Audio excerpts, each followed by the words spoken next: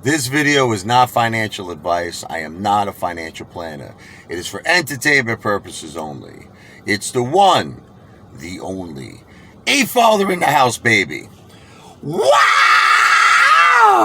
All right, so I just finished reading this article by the Motley Fool. I think they are, personally, in my opinion, a bunch of fools. They're not as cool as the Motley Crew, I can tell you that. Motley Fool. Um, they're saying all this stuff. Like, it's so much fun, you know. I mean, listen, you know, I'm not going to start any conspiracy theories, like, you know, that they're in cahoots with Citadel. But I will tell you something. It definitely makes you think. It definitely makes you go, you know. I mean, there's just so much stuff that they say that I disagree with. That's just, you know what they do? They take a little bit of the truth and a little bit of, like, you know, kind of bullshit, excuse my language, and mix it together. That's what they do. All right. So they'll say something like this. They'll say that it's all about the company's, you know, overall financials, and it has nothing to do with, like, investors coming in. Like, in other words, like, they're saying the apes truly are not saving AMC by buying shares, because it overall has to do with the company's financial. To a certain degree, there's truth to that, but you know what the bottom line is that, you know, you look at Tesla, okay, back in, like, you know, the pandemic, right, 2020, Tesla's financials, you know, didn't have anything to even justify, like, a quarter of their price.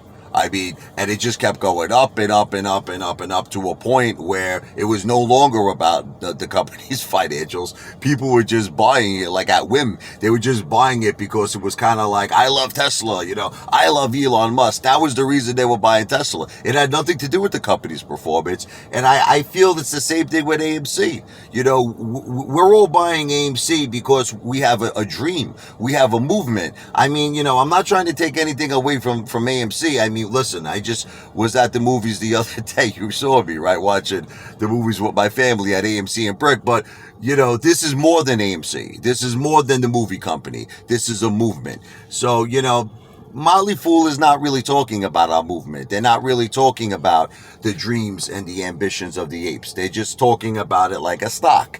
You know, like, look at the company's financials, right?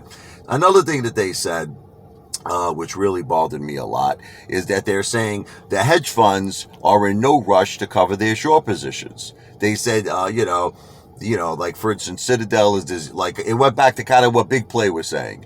You remember how we were saying they had $270, what was it, billion dollars, or whatever it was, you know. The Motley Fool actually was combining a few hedge funds together, saying that they had something like $4 trillion anyway. Okay, they're creating a lot of FUD.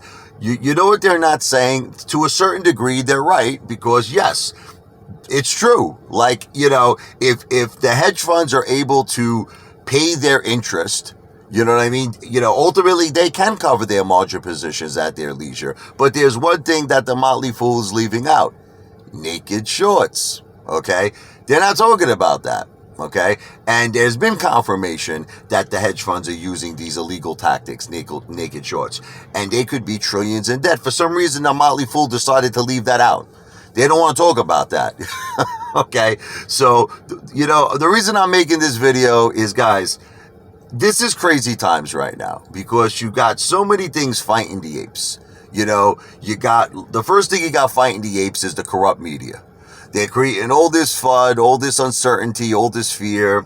You got YouTubers that are not even proving they're apes. You know, telling you one thing, telling you another thing. You know, you got like a lot of apes that are in emergency you know, like I told you, they're in situations where they need to eat.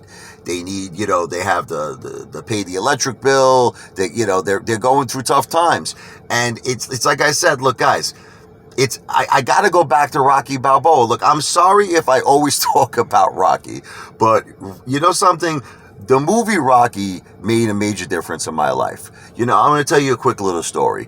You know, I used to live in a tiny apartment at one point in Staten Island.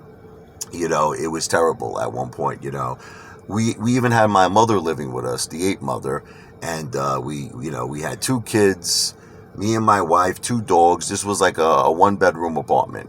And it was very, very frustrating. This was when I was trying to do that big deal in the Caribbean, and it didn't work out. And I had a beautiful house at the time in Jackson, New Jersey. I had a house that was gorgeous. I had a house that had a football side. It was like a football field backyard.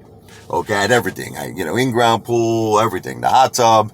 I had to sell that house when my deal in the Caribbean didn't work out, and I winded up going into a very small apartment, and I dreaded it. I dreaded it. But you know what? Instead of giving up, because it's moments like that, you feel like giving up. You really do. It's because, you feel like life is so hard. You got a family to support. You have this tiny apartment, and you start getting, you start feeling that, fear inside your heart, that weakness, and you're like, I can't take it anymore. Life is too damn hard. But you know what the Apefather did? I fought back.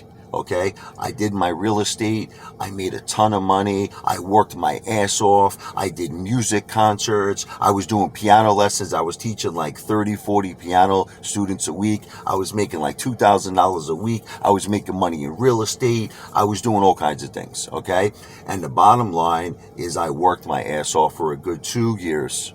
At least a good 2 or 3 years, and it took a lot of fighting and a lot of just determination, but I made it.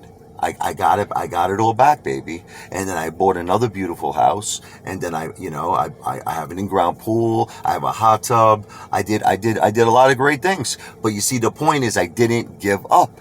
And it's so easy to give up, isn't it? Isn't it so easy to just say, you know what, I quit?